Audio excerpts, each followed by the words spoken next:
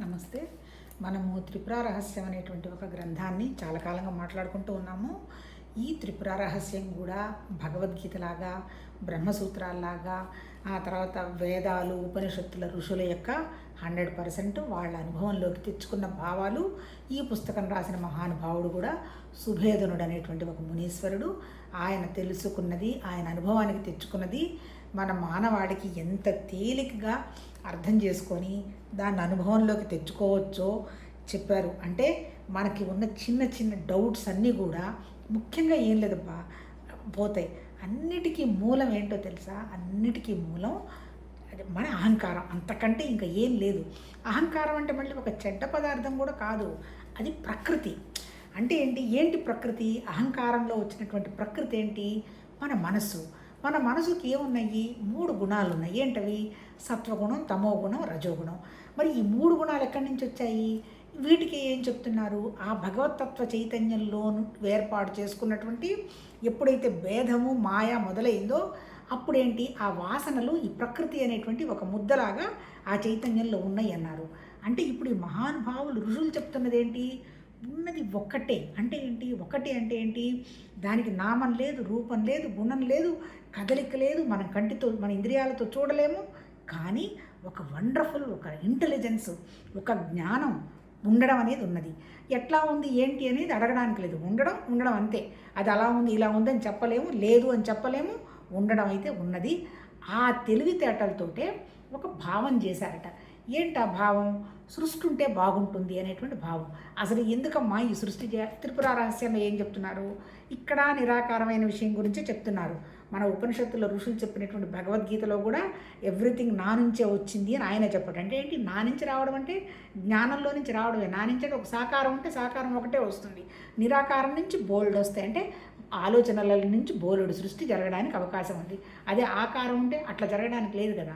భగవద్గీతను నువ్వు డీకోడ్ చేసి అర్థం చేసుకుంటే అక్కడ కూడా ఒక నిరాకారమైనటువంటి జ్ఞానం నుంచే ఈ కంటికి కనపడుతున్న పంచభూతాలు, మనసు, బుద్ధి, అహంకారం, జీవ చైతన్యం మొత్తం సర్వం వచ్చింది అక్కడి నుంచే. అక్కడి నుంచి వచ్చినప్పుడు అక్కడ ఏ శక్తి, ఏ జ్ఞానం అయితే ఉన్నదో సృష్టిలో కూడా అదే శక్తి, అదే జ్ఞానం ఉన్నది. మరి ఎందుకు తప్పిపోయినామంటే ప్రకృతిలో ఉన్నటువంటి మనము ఇదే సత్యం, ఇదే సహజం అనుకుంటూ ఈ మనసు ఏం చేస్తున్నాం? మనసు అంటే ఏంటి? ఒక భగవతత్వ జ్ఞానం, ప్రకృతి, మనస్సు, మనము ఉన్నాము. మరి అసలు ఈ భగవతత్వ చైతన్య జ్ఞానం వల్ల ఏమొచ్చి పడ్డాయి అక్కడ? ఎందుకు కారణం ఏంటి? ఒక మనసుకి తేడా ఏంటి? మన దగ్గర ఉన్నటువంటి మనకి కంటికి కనపడకుండా నిరాకారంగా ఉన్నటువంటి వాసనలే, అంతకంటే ఇంకేం లేదు. ఈ త్రిపుర రహస్యంలో చెప్పింది కూడా అన్నిటికీ మూలం ఏంటి? మన భావాలు. ఈ భావాలను మనం మార్చేసుకొని ఎస్టి నుంచి సమిష్టిగా మన భావాలను తీసుకెళ్ళాలి. దానికి నేనేమన్నా వ్యక్తిని వేరే ఏమన్నా చెయ్యాలా? ఏమీ చెయ్యక్కర్లా. మన ఉపనిషత్తులు మహానుభావులు ఋషులు ఏం చెప్పారంటే నీ దృష్టి మార్చుకో, నీ ఆలోచన విధానాన్ని మార్చుకో.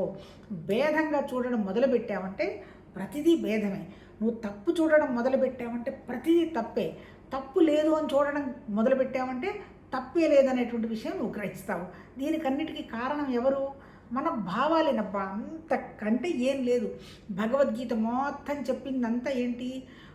అర్జునుడి విషాదానికి కారణం ఏంటి? నాది అని ఐడెంటిటీ. నాది ఎక్కడ పోతుందో, నా పవర్ ఎవరు లాక్కుంటారో, నా ప్రేమలన్నీ ఎవరు వేరే వాళ్ళు గాజేస్తారేమో, నా ఆస్తులు గాజేస్తారేమో, ఐడెంటిటీ.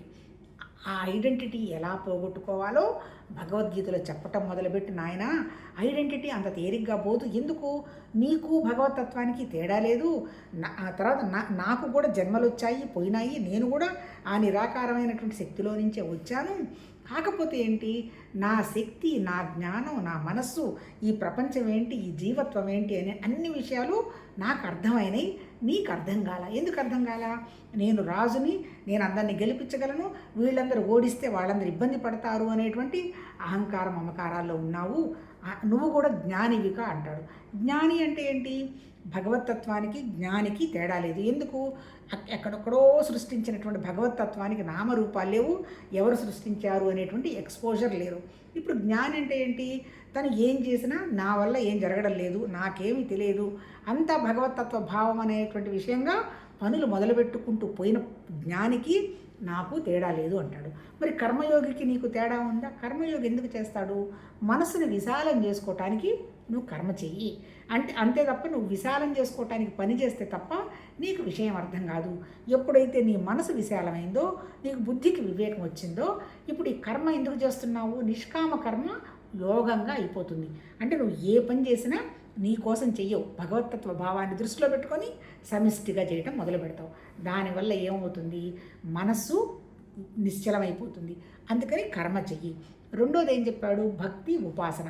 ఉపాసన అంటే ఏంటి? ఉపాసన చెయ్యంగా నాకు సత్యం కావాలి అనేటువంటి భావం, సత్యం ఒకటే ఉన్నదనేటువంటి భావాన్ని మనసులో ఎప్పుడైతే పెట్టుకుంటావో ఆటోమేటిక్గా ఉన్నదంతా ఒకటే, నా దగ్గర ఉన్నది సర్వత్రా ఉన్నదనేటువంటి భావాన్ని నువ్వు పెట్టుకున్నప్పుడు అది భక్తిగా మారుతుంది. ఉపాసన ఏంటి? మనం చేసే ధ్యానం చేసినా, కర్మ చేసినా, యోగం చేసినా అదేమవ్వాలి? భక్తిగా మారాలి. భక్తి అంటే ఏంటి? ప్రేమ. ఏంటి ప్రేమ? పరమాత్మతత్వం మీద ప్రేమ. ఎక్కడుంది పరమాత్మతత్వం? కనపడకుండా ఉన్నటువంటి పరమాత్మతత్వం, కనపడుతున్న ప్రపంచం, కనపడుతున్న నా జీవత్వం, కనపడుతున్న చెట్టు అంతా అదే, ఇంకా వేరే ఏమీ లేదు అనేది ప్రిన్సిపుల్. యోగం ఇంద్రియాలను నువ్వు కంట్రోల్ పెట్టుకొని మనసును నువ్వు కొంచెం సమత్వ స్థితికి తీసుకొస్తే, నీ బుద్ధికి విశాలం, వివేకం, వైరాగ్యం వస్తే సత్యం అర్థమవుతుంది నాయన. అప్పుడు నీకు జ్ఞానం తెలుస్తుంది. అప్పుడు ఏమన్నాడు లాస్ట్లో చాప్టర్కి? మోక్ష సన్యాస యోగం. నాకు మోక్షం అవ్వద్దు, ఏం వద్దు, నేను నువ్వు ఒకటే అయినప్పుడు నాకు ఇంకా మోక్షాల గోలేంటి అని అన్ని త్యజించి, సరే నువ్వు చెప్పావు కాబట్టి ఏది యుద్ధం చేసుకుంటానికి పోతాలే అని పోతాడు అర్జునుడు. ఇప్పుడు ఇక్కడ త్రిపుర రహస్యంలో చెప్తున్నది కూడా ఏంది? అన్నిటికీ మూలం మన మనస్సే. ఒక మనస్సులో మంచి ఎలా ఊహించుకుంటూ తాధ్యాత్మం చెందుతామో, అవతల మనిషిలో ఉన్నటువంటి నెగటివ్ క్వాలిటీస్ కూడా ఊహించుకుంటూ అక్కడ మనం ఒక భావాలను ఏర్పాటు చేసుకుంటాం. అన్నిటికీ మూలం మన భావమే. నువ్వు ఏ దృష్టితో చూస్తే ఆ దృష్టి కనపడుతుందంటే ఏంటి? అవతల మనిషిని కొంచెం నువ్వు జాలిపడి అవతల మనిషి ఈ రకంగా ఎందుకు ప్రవర్తిస్తున్నాడు అని మనం గ్రహించామనుకో, మనం కొంచెం విషయం అర్థం చేసుకోం.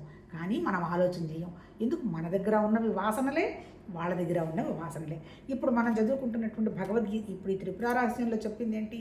నువ్వు భావం మార్చుకో, ఇక్కడ 2 భావాలు ఉన్నాయి అంటాడు. ఇప్పుడు మనం చదువుతున్నది ఏంటి? మొత్తం టోటల్గా ఇందులో 22 టాపిక్స్ ఉన్నాయి. ఇంకా మనకు అర్థం కావడానికి ఒక మనుషుల్ని ఇందులో క్రియేట్ చేశాడు. ఎవరా మనుషులు? దత్తాత్రేయ స్వామి పరశురాముడికి బోధిస్తున్నట్టుగా చెప్పటం జరిగింది ఈ పుస్తకం రాసిన సుభేదనుడు ఆయన ఇంకొన్ని పాత్రలు ఆయన సృష్టించాడు. ఏమేంటి? ఇప్పుడు మొట్టమొదటిది ఏంటి? ఇందులో 3 భాగాలు ఉన్నాయి. ఒకటేంటి? మొదటిది వచ్చేమో నిరాకారమైనటువంటి శక్తి యొక్క గొప్పతనం, 2 వచ్చి జ్ఞానం, 3 వచ్చి చర్య అన్నాడు. ఎక్కువైతే జ్ఞానం గురించే చెప్పటం జరుగుతుందంటే ఆ రెండింటికి సంబంధించింది పెద్దగా రాయలేదంటే వాళ్ళకి ఎక్కువ దొరకలేదుట. ఇప్పుడు నిరాకారానికి సంబంధించింది ఏంటి? ఆ శక్తి, ఆ త్రిపురా సుందరి అంటే అన్ని స్థితుల్లో ఉన్నటువంటి ఆ స్థితి నిరాకారం. ఆమె సృష్టి జరగాలనే ఉద్దేశంతో ఒక ఆలోచన చేస్తే బ్రహ్మ విష్ణు మహేశ్వరులు వచ్చారు. వాళ్ళ అంశనే దత్తాత్రేయుడు అన్నారు. దత్తాత్రేయుడు పరశురాముడికి బోధిస్తున్నాడు. అంటే ఏంటి? సృష్టి మొదలైనప్పటి నుంచి విషయం అంతా ఇందులో రాయడం జరిగింది. తర్వాత ఎక్కడ ఏ పుస్తకం తీసుకున్నా, ఏ ఉపనిషత్తుల సారం తీసుకున్నా చెప్పినది ఒకటే, ఆ నిరాకారమైనటువంటి జ్ఞానమే సర్వత్రా ఉన్నది, మనలో కూడా ఉన్నది. కాకపోతే ఎప్పుడైతే భేదం వచ్చిందో ప్రకృతి అందులో నుంచి బయటపడింది. అంతే కదా? నిరాకారమైనటువంటి భగవతత్వంలో నుంచే వచ్చింది ప్రకృతి ఉన్నంత వరకు అక్కడ సమస్య రాల. భూమికి సమస్య ఉంది, ఎవరైనా ఒకటి భూమి, నీళ్ళకి ఎవరైనా ఒకటే, నేలకి ఎవరైనా ఒకటే, అట్లాగే ఆకాశానికి ఎవరైనా ఒకటే, అందరం అందులో ఉన్నాం. అట్లాగే మనసు కూడా ఒకటే. కాకపోతే విడిపడింది ఎక్కడ అంటే ప్రకృతి ఎప్పుడైతే విడిపడిపోయిందో ఈ మనసులో ఉన్నటువంటి మన బుద్ధి ప్రకృతి రకరకాలుగా ఊహించుకోవటం మొదలుపెట్టింది. ఆ ఊహించుకున్న విషయాలని వాసనలు అన్నారు. ఇప్పుడు ఇక్కడ ఈ త్రిపుర రహస్యంలో చెప్తున్నది కూడా ఏంటి? అన్నిటికీ మూలం భావాలని.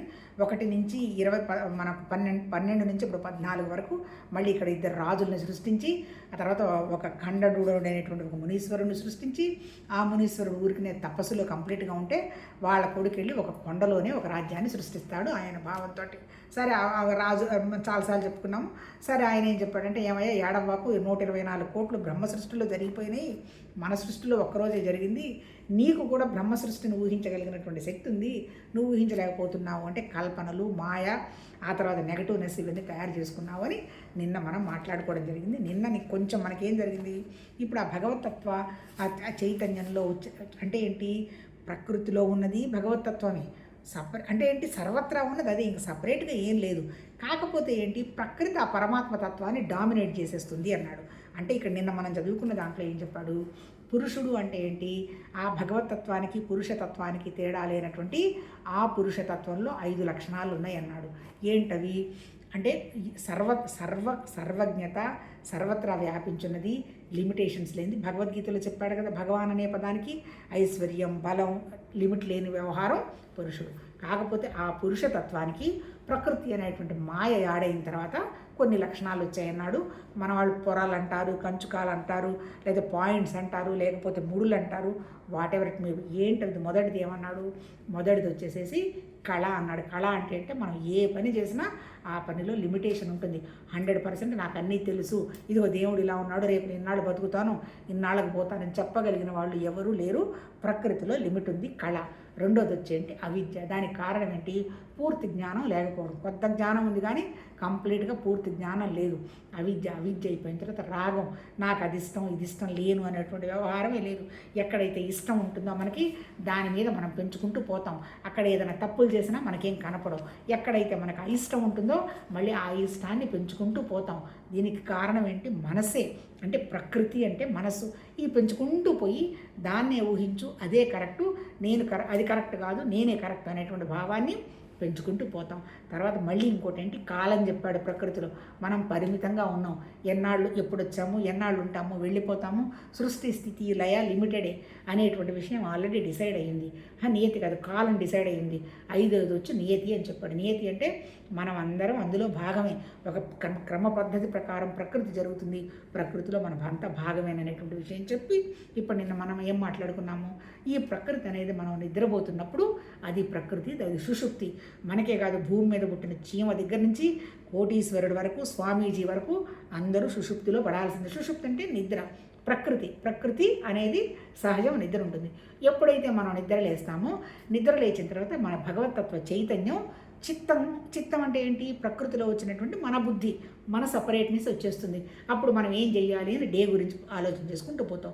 ఈ చేసినటువంటి ఆలోచనలు అయిన తర్వాత మళ్ళీ అలసిపోయిన తర్వాత నిద్రపోతాం, కళలు వస్తాయి. మనసు, బుద్ధి, చిత్తం, అహంకారం, ప్రకృతి.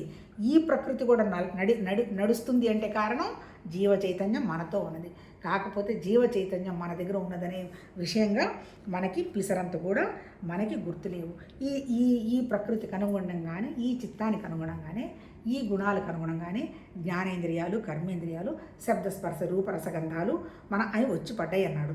మళ్ళీ ఇవన్నీ ఎక్కడివి, ఇవన్నీ మళ్ళీ పంచభూతాలే, ప్రకృతివే. అంటే ప్రకృతి మన శరీరంలో ఉన్నదంతా కూడా పంచభూతాల తత్వమే. మనం ప్రకృతితో సహజంగా ఉన్నాము అంటే ఆకలేసినప్పుడు తిన్నాము, నిద్ర వచ్చినప్పుడు పోయినాము, దప్పికి వచ్చినప్పుడు దాహం తీర్చుకున్నాము, సృష్టికి సంబంధించిన విషయాలు వచ్చినప్పుడు సహజంగా జరిగిపోతున్నది, ఎక్కడా ఇబ్బంది పెట్టదు. కాకపోతే ఇదిలా ఉండాలి, అది ఉండాలి, నా మాట ప్రకారం జరగాలి, నేను నాది అని ఎప్పుడైతే అనుకున్నామో ప్రకృతిలో నుంచి జారిపోయాం.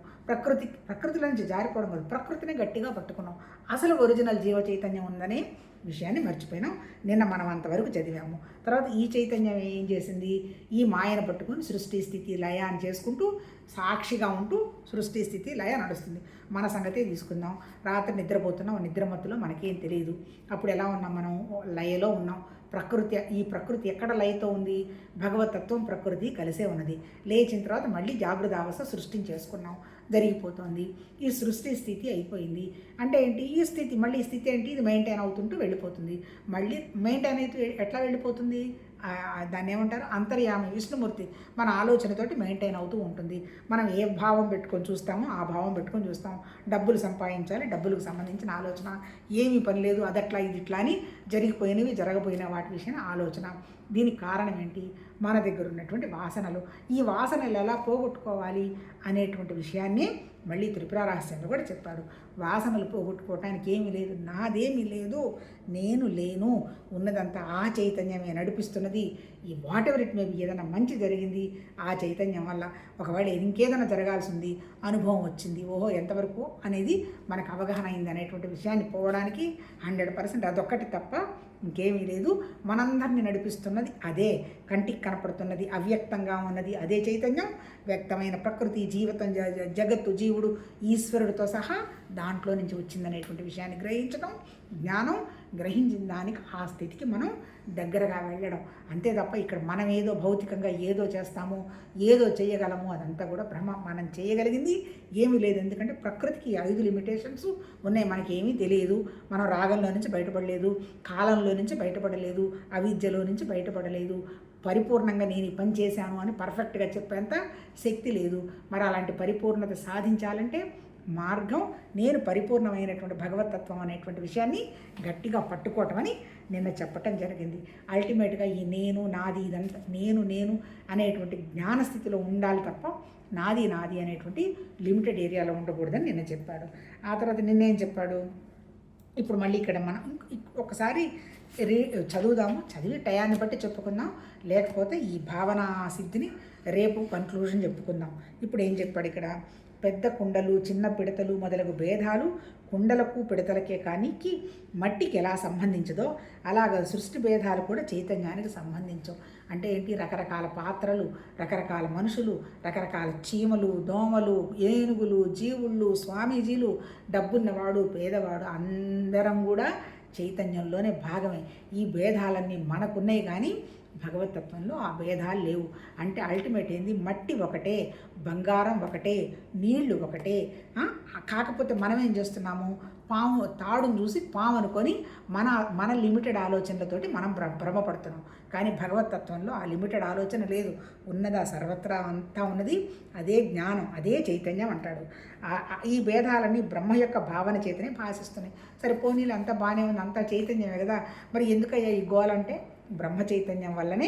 ఎందుకు బ్రహ్మకు వచ్చిన ఆలోచన కదా, ఎందుకు వచ్చిందా నీకు అసలు ఈ ఆలోచన, ఎందుకు నువ్వు సృష్టి చేయాలనుకుంటున్నావు అంటే నాకు ఫ్రీడమ్ ఉంది, ఉంటే బాగుందని అనుకున్నాను అంతే తప్ప నాకు అని సమాధానం ఏమి చెప్పాడంటే కారణం చెప్పటల్లా.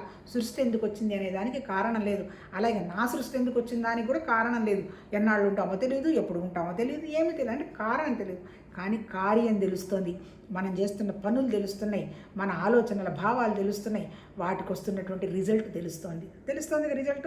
నేను ఎలా ఆలోచిస్తే అలా పనిచేస్తా, ఎలా పనిచేస్తే అలాంటి ఫలితం నాకు వస్తుంది.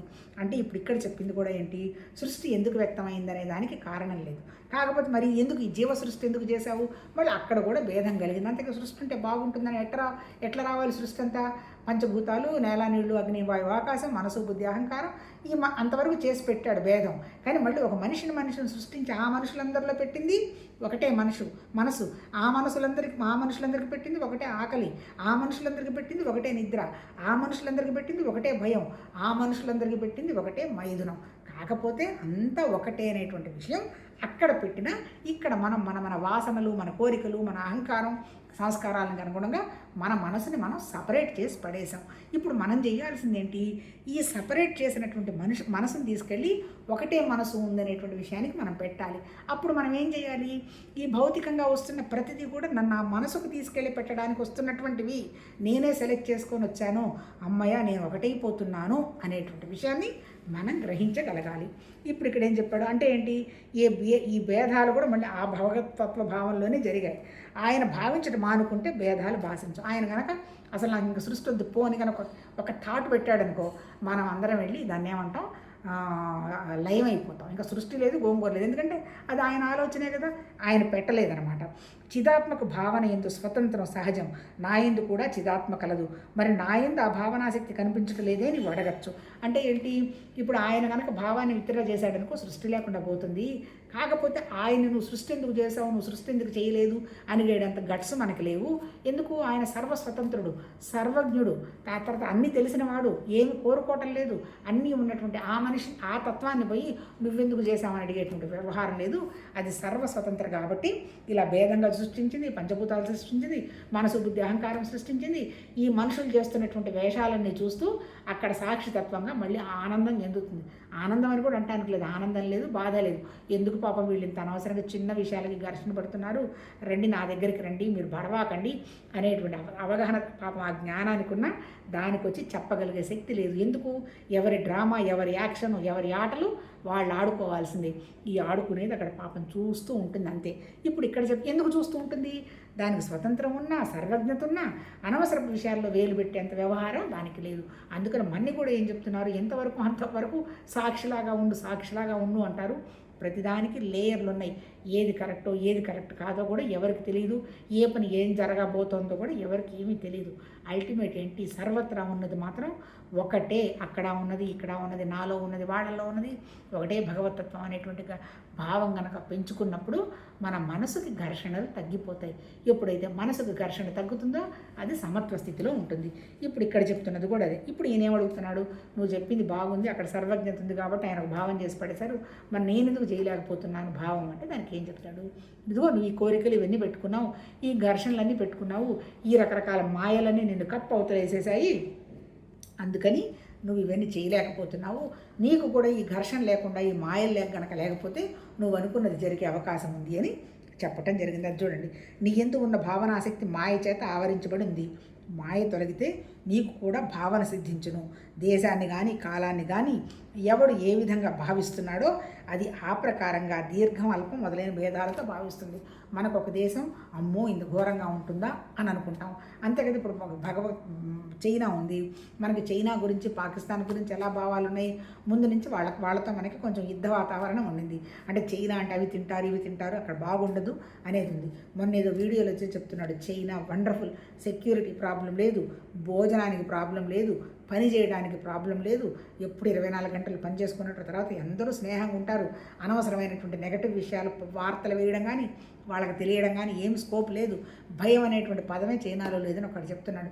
కానీ ఇప్పటివరకు ఇప్పుడు నా భావం ఎలా ఉండింది, అమ్మో చైనా అంటే కప్పలు తింటారేమో, బొద్దింకలు తింటారు అని అనుకుంటూ ఉన్నాగా. తినడం ఆహారం, ఎవరి ఆహారం వాళ్ళది ఇష్టం, అది మనకు అనవసరం. కానీ వాళ్ళ భావాలు ఎలా ఉన్నాయి, అక్కడున్న వాళ్ళు చాలా ఫ్రెండ్లీగా ఉంటారు, చాలా హార్డ్ వర్క్ చేస్తారు, టీచర్లకు విపరీతంగా గౌరవం ఇస్తారు. అవన్నీ చెప్తే నాకు చాలా ఆశ్చర్యం వేస్తుంది. చైనా ఎలా డెవలప్ అయిందో తెలుసు, మంచిగా బిల్డింగులు మనం వీడియోల్లో చూస్తున్నాం, అంతా బాగుంటుంది.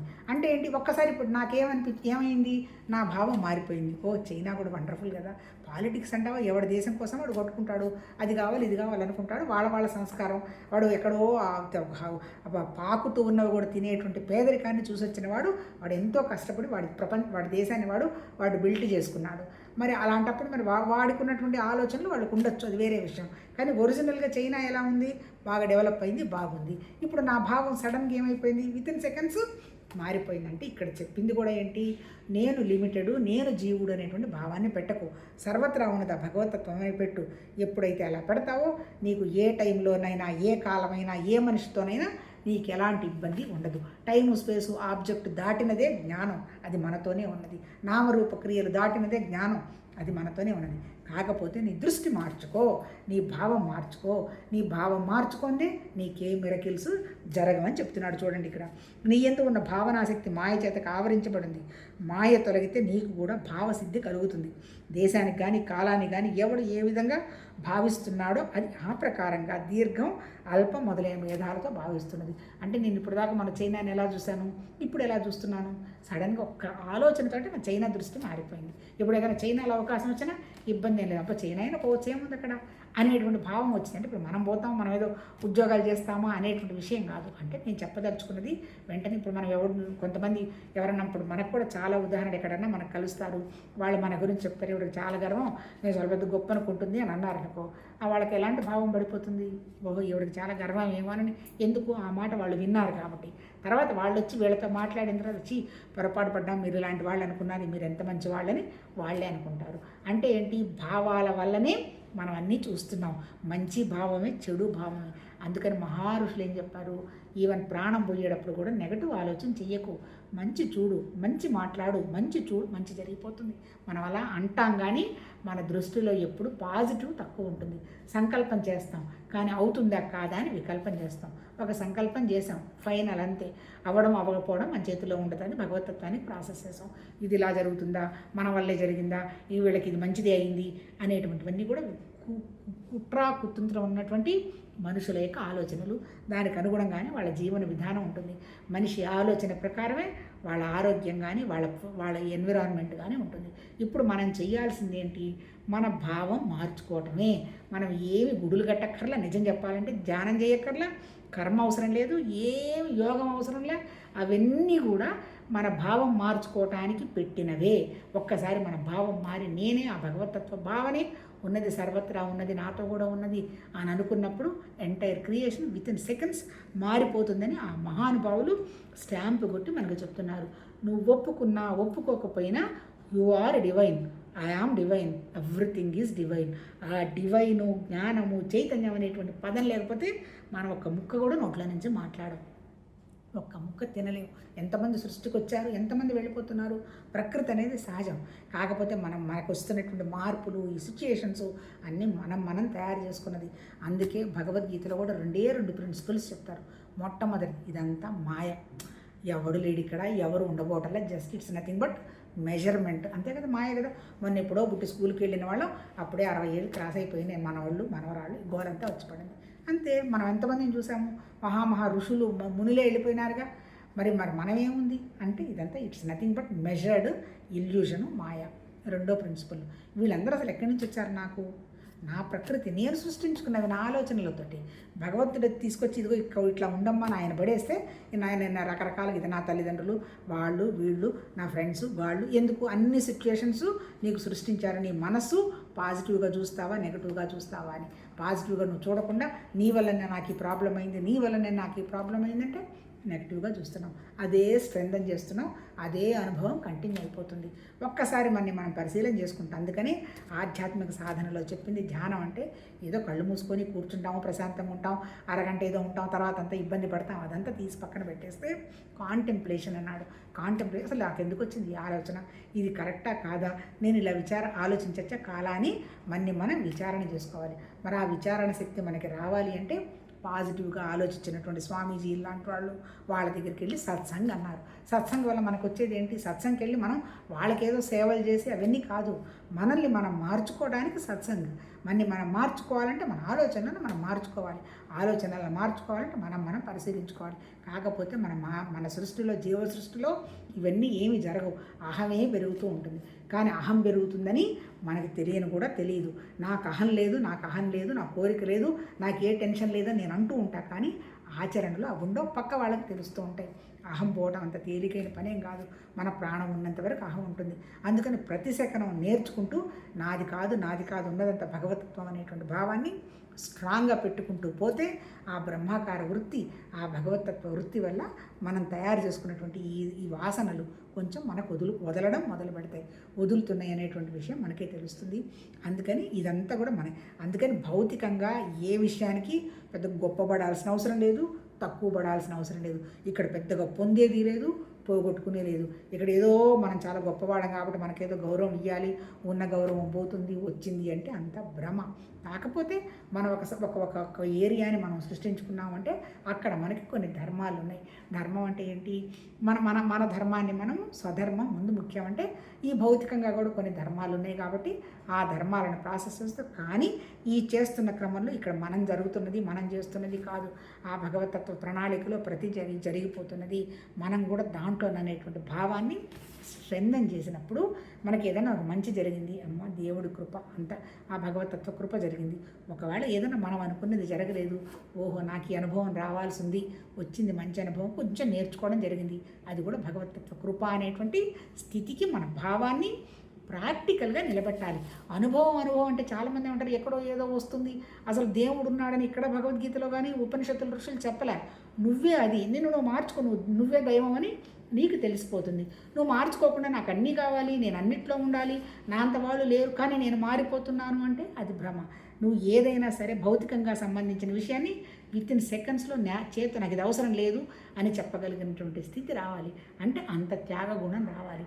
అంటే భూమితత్వంలాగా ఉదాహరణ రావాలి, పక్క వాళ్ళని ఒప్పుకునేటువంటి ఇది రావాలి, నీళ్లలాగా మనసును వ్యాపింప చేసుకునే వ్యవహారం రావాలి, భయము కోరిక పోగొట్టుకోగలిగినటువంటి అహం పోగొట్టుకోగలిగిన స్థితి రావాలి. అప్పుడు ఎప్పుడైతే ఇవన్నీ పోతాయో మనసు ప్రశాంతంగా ఉంటే సత్యం ఏంటి అసత్యం ఏంటి అనేటువంటి విషయాన్ని గ్రహించగలుగుతూ ఉంటాం. అనుభూతి అంటే అది అనుభూతి. ఎప్పుడైతే మనం సత్యాన్ని గ్రహించామో మన వైఖరి ఎలా ఉంటుంది? దేనికి పొంగం, దేనికి కుంగం, ఏది మన ఇబ్బంది పెట్టదు. ఆ స్థితికి నువ్వు వెళ్ళినప్పుడు భూతకాలం లేదు, భవిష్యత్ కాలం లేదు, ఉన్నది ప్రస్తుతంలో ఉన్నటువంటి వర్తమాన కాలమే. వర్తమాన కాలంలో ఎలా బతకాలో తెలుసుకుంటాం. వర్తమాన కాలంలో జరిగినప్పుడు జరిగిపోయిన విషయాలు పిసరంత కూడా మన ఇబ్బంది పెట్టవు, జరగబోయే విషయాలు మన పిసరంత కూడా భయపెట్టవు. అంతా ఉన్నది ఆ భగవతత్వం అనేటువంటి భావనలో ప్రస్తుతం జరుగుతూ ఉంటుంది. అయిపోయిన తర్వాత ఇంకా ఏముంటుంది, లాస్ట్లో సహస్కారం. నీకు ఏ ఆలోచన వచ్చినా, ఇలాంటి స్థితి నీకున్నప్పుడు నీకు ఏ ఆలోచన వచ్చినా అది భగవతత్వానికి సంబంధించిన భావన ఆలోచనే వస్తుంది. భగవతత్వ పని మన ద్వారా జరుగుకుంటూ పోతుంది. జరగడం జరగకపోవడం మళ్ళీ మనకు అవన్నీ ఏమీ తెలియదు. ఏం జరుగుతున్నా, ఏం ఆలోచిస్తున్నా భగవతత్వం తప్ప ఇంకొకటి ఏమీ లేదు అనేటువంటి అవగాహన వస్తుంది. ఈరోజు అయిపోతుంది అనుకున్నాను, కాలేదు, చూద్దాం, రేపు కంటిన్యూ చేద్దాం. అంటే ఏం లేదబ్బా, దృష్టి మార్చుకోవటం అంటే ఆలోచన మార్చుకోవటం, భావాలు మార్చుకోవటం. భావాలు మార్చుకున్న క్షణం ప్రాసెస్ అయిపోతుంది. ఏంటి భావం మార్చుకోవడం? సర్వత్రా ఉన్నది భగవతత్వమే. ఈ అనుభవాలు వచ్చాయి, నేర్చుకున్నాము, ఇంకా అనుభవాలు మనకొద్దు. ఆ అనుభవాల గురించి మనం మాట్లాడుకోవద్దు. జరగబోయే వాటి గురించి మనం భయపడాల్సిన అవసరం లేదు. ఎప్పుడున్నా ఎక్కడున్నా ప్రస్తుతంలో భగవతత్వం అనేటువంటి భావనలో ఉండడానికి ప్రయత్నం చేద్దాము. అక్కడ వాళ్ళు వీళ్ళు అనేటువంటి భేదాలు ఏమీ లేవు. మన ద్వారా ఏదైనా జరగాల్సి ఉంటే జరుగుతుంది, జరగాలి లేకపోయినా అది భగవంతుడి ఈ ప్రాసెస్లో జరుగుతుంది. మనం సృష్టించుకొని వచ్చామా ఇదంతా? మనం చేసామా? ఈ పంచభూతాలు మనం సృష్టించామా? ఈ మనసు బుద్ధి అహంకారం మనం సృష్టించామా? ఇవేవి మనం సృష్టించలే, కానీ మన ఆలోచనలను మనం సృష్టించుకున్నాం. అందువల్లనే మనం బాధపడుతున్నాం. మంచి ఆలోచన జరగాల్సిన పనులు కనుక చేస్తే అది లోపలికి అబ్జర్వ్ చేసుకుంటుంది. ఆలోచన ఏమి ఇబ్బంది పడదు. ఏదైనా డిఫరెన్స్ ఆలోచన వచ్చింది అంటే దాన్ని 24 గంటలు మనకి తవ్వుతూ ఉంది. ఆ డిఫరెన్స్ ఆలోచనలో బయటపడాలంటే ప్రస్తుతంలో మనం చేస్తూ మనకిచ్చినటువంటి ప్రాసెస్లో మనం వండర్ఫుల్గా ఏమి ఆశించకుండా, ఎవరిని ఏమనకుండా నిర్వర్తించడం జరిగే విధంగా చూసుకుంటూ, ఆ నిర్వర్తించడం జరిగే విధంగా జరుగుతున్నది కూడా ఆ భగవతత్వ జ్ఞానం తప్ప ఇంకేమీ లేదు అని చెప్పడం జరిగింది. అల్టిమేట్గా ఆ ఋషులు చెప్పింది ఎందుకు, మనం ఎలా మేనేజ్ చేసుకొని ఎలా సంతోషంగా ఉండాలని చెప్పారు తప్ప ఎక్కడో ఏదో వస్తుందని చెప్పలేదబ్బా. ఈ బతికిన 4 రోజులు కంఫర్టబుల్గా ఎలా బతకాలో చెప్పటం జరిగింది అంతే. ప్రకృతి ఎప్పుడు అవకాశం వస్తుందో అది ఎప్పుడు పోతుంది కూడా మనకు తెలియదు. ఎందుకు, ఇప్పుడు నేను పుట్టిన తర్వాత నేను స్కూల్కి పోయినాను 9 ఏళ్ళకో 10 ఏళ్ళకో, అప్పుడు నాకేమైనా తెలిసిందా? 10 ఏళ్ళు నాకు వచ్చాయని తెలియదు. ప్రాసెస్ అవుతూనే ఉంది. అట్లాగే యంగేజ్ వచ్చింది, అట్లాగే ఓల్డ్ ఏజ్ వచ్చింది. అంటే రేపు డెత్ కూడా మనకేం తెలియకుండానే జరిగిపోతుంది. కానీ తెలుస్తున్నప్పుడు మాత్రం మనకేం ఆ తెలియని విషయం గురించి పెద్ద మనం ఫోకస్ పెట్టకుండా ఈ జరుగుతున్నదంతా భగవతత్వ భావంలోని చేసుకుంటూ పోవటం తప్ప ఇంకా మనకు అంతకంటే చేతిలో ఏం లేదు. ఓన్లీ ఆధారం బ్రహ్మాకార వృత్తి. చివరికి ఆ బ్రహ్మం నేనే అనేటువంటి విషయం అవగాహనకు వస్తుంది. కానీ అది నమ్మాలి, చెయ్యాలి, తెలియాలిగా. ఇంతే. రేపు కంటిన్యూ చేద్దాం. నమస్తే.